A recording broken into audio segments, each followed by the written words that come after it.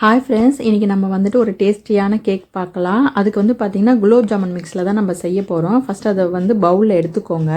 அதுக்கப்புறம் பொடி பண்ண சர்க்கரை வந்து நம்ம ஆட் பண்ணிக்கலாங்க இது கூட. ஓகேங்க. இப்போ வந்து பார்த்திங்கன்னா இது வந்து நம்ம மிக்ஸ் பண்ணி விட்டுடுங்க.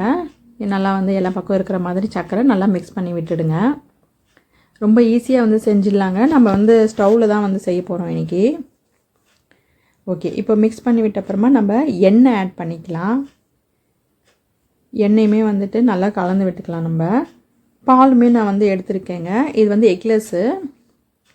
ஓகே, பால் வந்து நல்லா காய்ச்சி ஆற வச்சு எடுத்திருக்கேங்க. ஸோ நல்லா வந்து கலந்து விட்டுக்கோங்க. இதில் வந்து நம்ம இந்த பேக்கிங் பவுடர் பேக்கிங் சோடாலாம் சேர்க்க வேண்டாம். ஏன்னா குலோப் ஜாமுன் மிக்ஸ்லேயே வந்து அதெல்லாம் இருக்கும். ஸோ அதனால் வந்துட்டு வெண்ணிலா எக்ஸ்ட்ராக்ட் மட்டும் நம்ம வந்து வெண்ணிலா எசன்ஸ் மட்டும் நம்ம சேர்த்துக்கலாங்க.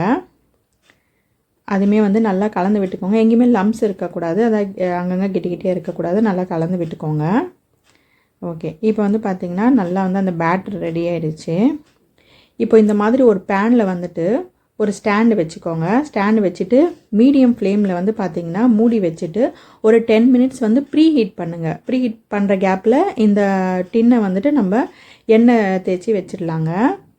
ஓகே, 10 மினிட்ஸ் கழித்து வந்துட்டு அந்த பேட்டரை வந்துட்டு அந்த டின்னில் வந்து ஃபில் பண்ணிவிட்டு அதில் வச்சுருங்க. வச்சுட்டு அதே மாதிரி மூடி வச்சிடணும். நம்ம அதே மீடியம் ஃப்ளேம்லேயே வந்து பார்த்திங்கன்னா ஒரு 25 மினிட்ஸ், அப்படி இல்லையா நீங்கள் டூத் பிக்கில் செக் பண்ணி பாருங்கள்.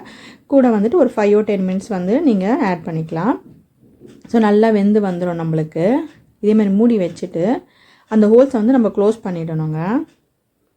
ஓகே, இந்த மாதிரி ஏதோ ஒரு பேப்பர் அந்த மாதிரி போட்டு க்ளோஸ் பண்ணிவிடுங்க. அதே ஃப்ளேமில் தாங்க இருக்கணும். நீங்கள் எது ப்ரீஹீட் பண்ணிங்களோ அதே தான் வேக வைக்கிறதுக்கும் நம்ம யூஸ் பண்ணணும். இப்போ பாருங்கள் நல்லா சூப்பராக வந்து வெந்துடுச்சு. பாருங்கள், உங்களுக்கு டூத் பிக்கில் நான் காட்டுறேன். எங்கேயுமே வந்துட்டு அந்த ஸ்டிக்கியாகவே இல்லை பாருங்கள், நல்லா வெந்திருக்கு. ஸோ சூப்பராக நம்ம வந்து ஸ்டவ்லேயே வந்து ரெடி பண்ணிடலாம் குலோப் ஜாமுன் மிக்ஸை வச்சு. ஓகே, இப்போ நல்லா உங்களுக்கு டீமோல்ட் பண்ணி காட்டுறேன் பாருங்கள் நான். ஓகேங்க, சூப்பரான gulab jamun mix cake ready. உங்களுக்கு இந்த வீடியோ பிடிச்சிருந்தா மறக்காமல் லைக் பண்ணுங்கள், ஷேர் பண்ணுங்கள், சப்ஸ்கிரைப் பண்ணுங்கள், கமெண்ட் பண்ணுங்கள். தேங்க்யூ.